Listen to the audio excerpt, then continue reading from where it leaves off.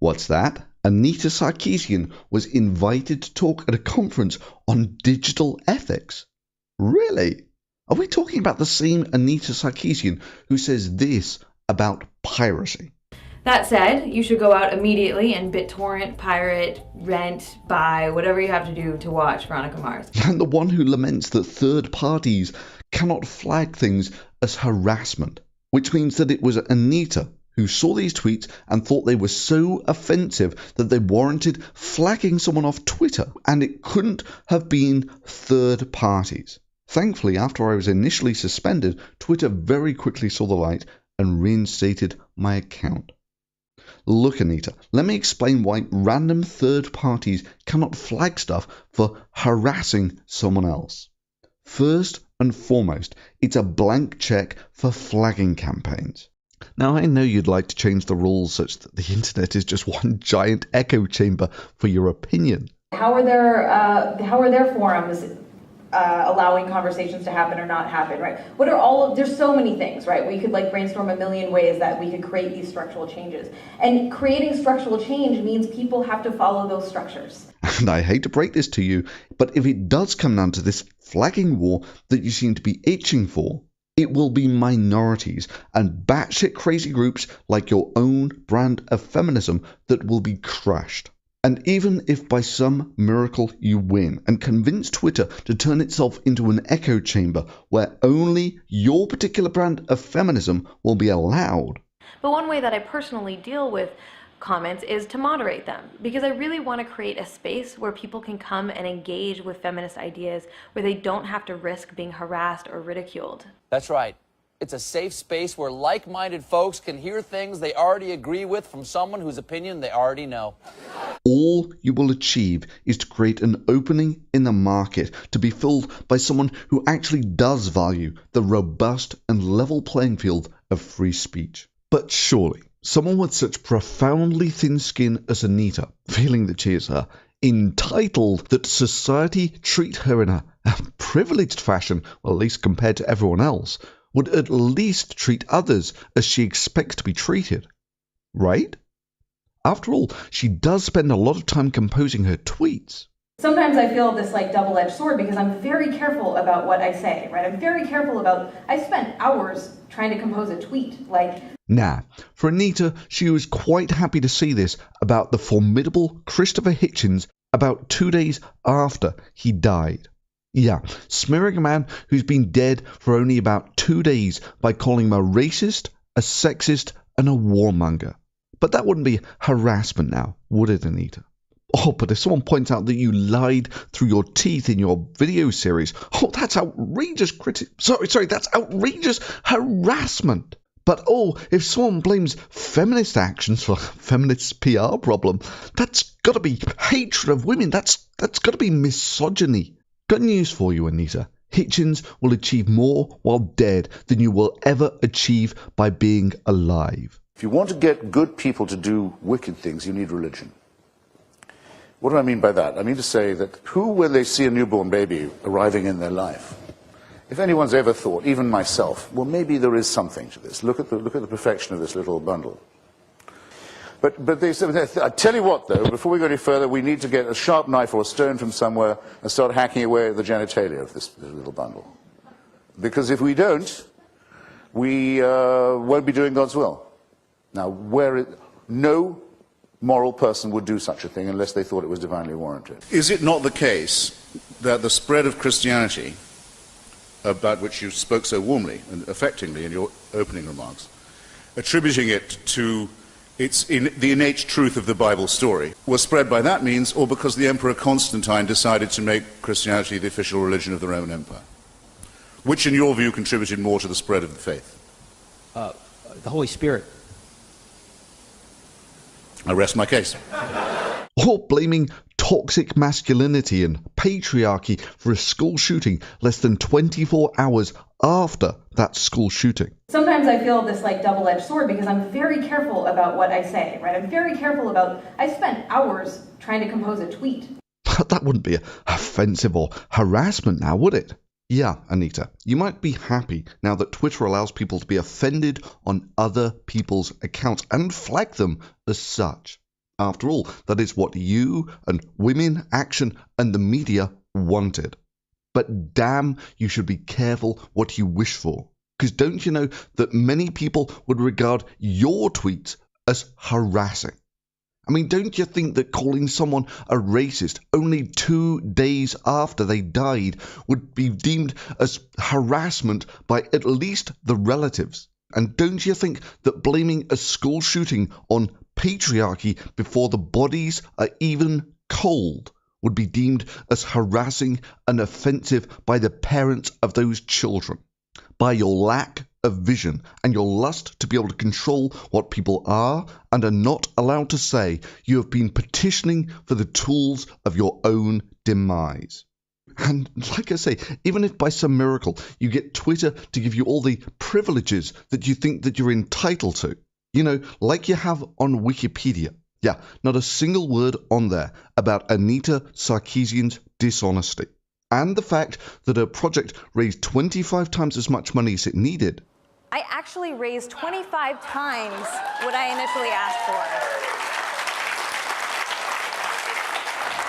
for. Is now 2 years overdue and still hasn't produced half of the videos that it said it would. Not a mention of these facts on Anita Sarkeesian's wiki page. Now, even if you manage to get Twitter to give you all this special treatment, it will not change the fact that in your own terms, you're just Jack Thompson with boobs. Nah, I take that back, because that's not entirely true. You're Jack Thompson on steroids with boobs. Because not only do they claim that video games cause violence, feminist frequency writer Jonathan McIntosh on Twitter. Scientific consensus is that playing violent video games increases aggression and aggressive behaviors. Amazing, so many people are still in denial. But they also believe that they cause sexism. In other words, viewing media that frames women as objects or sexual playthings profoundly impacts how real-life women are perceived and treated in the world around us. Yeah, Anita. Rich, middle-class white women. The most persecuted class of people in history. And surely, if only you had a penis, then men would take you seriously. Oh no, wait, no they wouldn't. Because newsflash, Anita. A bad argument is a bad argument, no matter how many times you tell someone you're a persecuted woman who finds everything offensive. If someone tells me that I've hurt their feelings, I say, well, I'm still waiting to hear what your point is. Right. I'm very depressed how in this country you can be told, that's offensive, as if those two words constitute an argument or a comment. Not to me they don't, and I'm not running for anything, so I don't have to pretend to like people when I don't. Right. This is why people like me have always argued for the open marketplace of ideas and a robust and level playing field. Because if you can't convince anyone in an arena like that, then there's a good chance that you're talking crap. I guess this is what I'm trying to tell you. You're missing the point. There's no throne. There is no version of this where you come out on top. But back to the digital ethics. Is this the same Anita Sarkeesian who, if she was judged by her own standards, would be blatantly racist and homophobic and transphobic and even normalizes white supremacy? Whoa, I hear people say, surely there's no way you can justify that. Actually, using social justice warrior reasoning, or more specifically, feminist reasoning, it's trivial. You see, you don't judge work by its content. You judge it by, say, the number of black people in the work. So when it comes down to the new Star Wars trailer, Full Macintosh tweets this, and Anita retweets it. 3 faces in the Star Wars trailer are those of a black man, white woman, and Latino man piloting an X-Wing. That matters more than you may think. And let's take time to consider that the first trailer for the biggest, most anticipated movie of the decade features 0 white dudes. Now, for me, I really didn't care about the gender profile of the film. I was just sat there scratching my head like, hang on, aren't all the stormtroopers meant to be clones of Jango Fett? Your clones are very impressive. You must be very proud. So, why is the stormtrooper black? Why is this woman so small that she can ride on RoboCop 2's shoulder cannon? And then Full Macintosh thinks that this guy is a Latino and not some white dude. Personally, I'm surprised that they didn't tweet how the only woman in the trailer was wearing Islamic-type garb and was therefore promoting the idea that women must cover up their faces to avoid being raped or something. Nah, for me, I found the spoof trailers ripping on Abrams' use of lens flare, and the "it's a new Star Wars movie means you've got to have a new novelty lightsaber type stuff" far more relevant and far more entertaining. Yeah, I know, Anita, come on, tell us how Abrams' friends and supporters should be able to flag all of this media as harassing Abrams. But whatever, you get the point. In social justice warrior terms, you judge if a work is sexist or racist by the number of minorities in it. Let's look at Anita Sarkeesian's only creation. You know, the proposed video game which was going to show us how to free ourselves from the stereotypes, cliches, and tropes in computer games by essentially a verbatim retelling of Prince of Persia. The player must lead the game protagonist out of the dungeon and into a tower. Doing so requires bypassing traps and fighting hostile swordsmen. Apart from it's a woman in the leading role, which is totally not a man with boobs trope, because, you know, it's only a sexist trope when men do it. Yeah, let's see. No black people. Not even a stereotypical person of colour, let alone one which is a very interesting character that's not beholden to stereotypes. Therefore, racism. And for those who think that's harsh, let's check out Anita's criticism of True Blood. No other black men and no other queer men on the main cast, so he's really all we get in terms of alternative sexuality and as far as black male masculinity. We see Lafayette working in the kitchen of Merlotte's, but on the side he's also a prostitute and he runs his own porn website and he's a drug dealer. I mean, really, could there be any other stereotypes thrown in here? He is every stereotype about black queer men all rolled into one little pretty package, and it constantly infuriates me because we don't want to reinforce these stereotypes. We want to dispel them and break them down and make very interesting, complicated, textured characters that are beyond stereotypes. But no, True Blood can't do that. Let's see. No gay people. Check. Homophobic. No trans people. Check. Transphobic. Only white people in the entire game. Check. Normalizing white supremacy. Now, I wonder if Full Macintosh will tweet about this outrageous racism, sexism, transphobia, homophobia in this game concept. I mean, he was quite happy to break down a 1 minute or so trailer with only 3 people in it along ethnic and gender lines. I wonder if he'll do the same with Anita's game concept, which apart from the man with boobs lead role, all of the characters are white dudes. Yes, this regressive, all-white casting must stop. We need righteous people like Macintosh to lead us in condemning writers of this white supremacist crap. People like Anita Sarkeesian and Jonathan Macintosh. Oh. But let's keep going. Let's see. Promotes violence against men. Check. Man-hating. And promoting domestic violence. Normalizes the concept that the only way to deal with men is through violence. Institutionalizing feminist supremacy theory. Oh, and of course, let's give it the Bechdel test. The Bechdel test, or the Mo movie measure, is a type of litmus test to assess the presence of women in movies. When I call it a systemic problem, what I mean by this is that it's not just a few people here and there that don't like women or don't want women's stories told, but that rather the entire industry is built upon creating films and movies that cater to and that are about men. Next time you go to the movies, just ask yourself these few questions. Are there 2 or more women in it, and do they have names? Do they talk to each other? And do they talk to each other about something other than a man? Yes, Anita's game concept would fail every single element of the Bechdel test. A test which notably films like the Bikini Car Wash Company would pass with flying colours.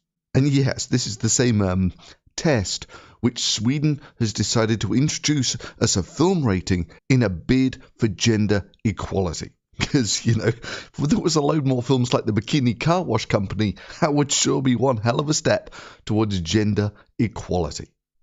But let's see. The lead character is neither fat or disabled. Well, that's fat-shaming and ableism.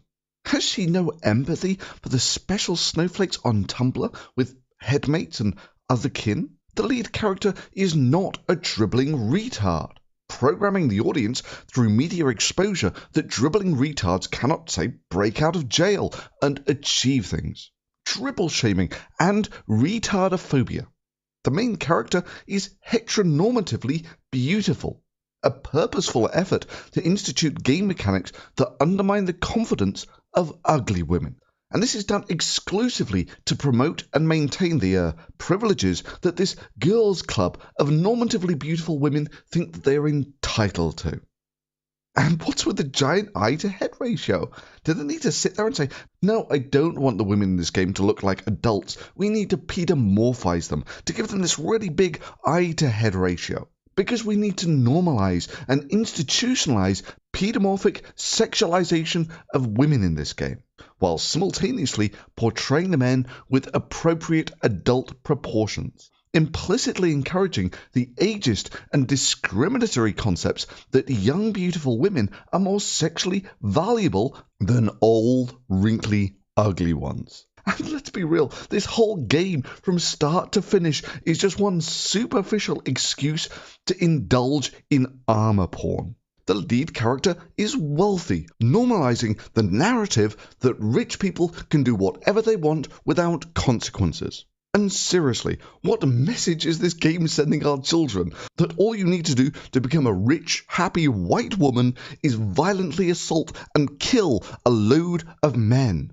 Is that not the narrative that this video game is promoting? Have you not read this book about how games become reality and influence our behavior? Should we not prosecute these people for the murders that they are responsible for, or at least prevent them from spreading this narrative of hate speech at a minimum? Should we not institute structural reform that will prevent them from proposing these hateful things? And creating structural change means people have to follow those structures. Because once we've ejected these sexist, racist, homophobic, transphobic, fat-shaming, retard-shaming, dribble-shaming, white supremacist bigots, then we can finally have an open and more free form of gaming, a more inclusive gaming community, where finally, once and for all, no one will ever be offended. If someone tells me that I've hurt their feelings, I say, well, I'm still waiting to hear what your point is. Right. I'm very depressed how in this country you can be told, that's offensive, as if those two words constitute an argument or a comment. Not to me they don't, and I'm not running for anything, so I don't have to pretend to like people when I don't. Right.